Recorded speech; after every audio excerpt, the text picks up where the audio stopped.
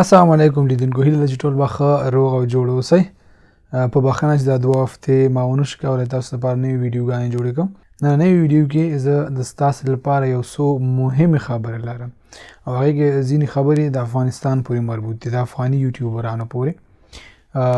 ځینې یوټیوبران ما وکتل، بلکې هغوی سره ما کانټیکټ وکړ چې د هغوی نه پاکستاني یوټیوبران به ویم کوم چې خپل ایډسنس لري، د هغوی نه ډېرې زیاتې پیسې وهلې وي او د دې لپاره چې هغوی نشي کولی په افغانستان کې ایډسنس جوړ کړي او یا هلته پیسې راواخلي. نو د پاکستان ځینې هغه خلک چې دوی ایډسنس لري، یوټیوب لري، د هغوی نه یوټیوبونه اخلي او هغوی ته د میاشتې یو ډېر کم مقدار پیسې ورکوي او نو دوی چې څومره هم دغه یوټیوب انکم وي هغه دوی په خپله باندې اخلي.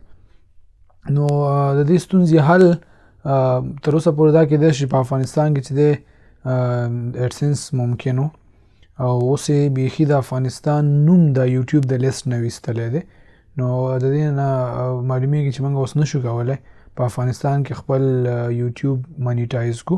البته مانیټایزیشن مخکې هم نه کېدو، خو د افغانستان دا نوم چې د یوټیوب په لیست کې و نو زه هغه د ایډسنس کوډ به هم راتلو او ویریفای کېدلو، نو بیا هم کولی شو چې راوالو. بلکې بینکونه چې وو هغه هم تاسو ته ستاسې هغه کم سویفټ کوډ او دغه چې په کار دي هغه دپاره یې درکولو.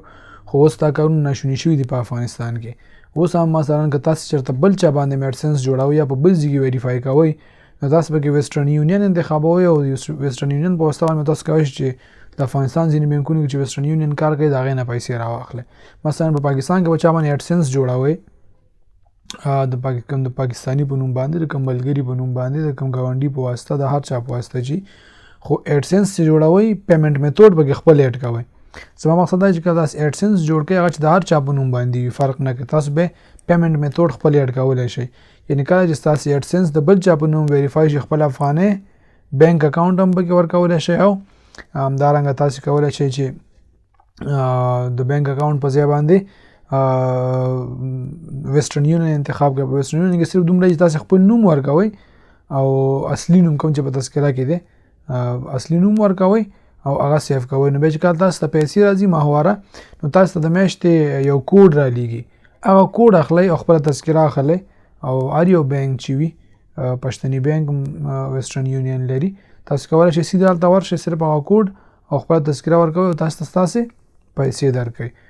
دغه معلومات افغاني یوټیوبران تاسو ته نږدې نه به پښتني بینک کې وکړئ یا په هغه بینکونو کې چې تاسو دغه لري ویسټرن یونین خدمات لري، نو تاسو د هغوی نه پوښتنه وکړئ، په دې باندې ځان پوه کړئ چې تاسو ته پیسې درکوي که نه.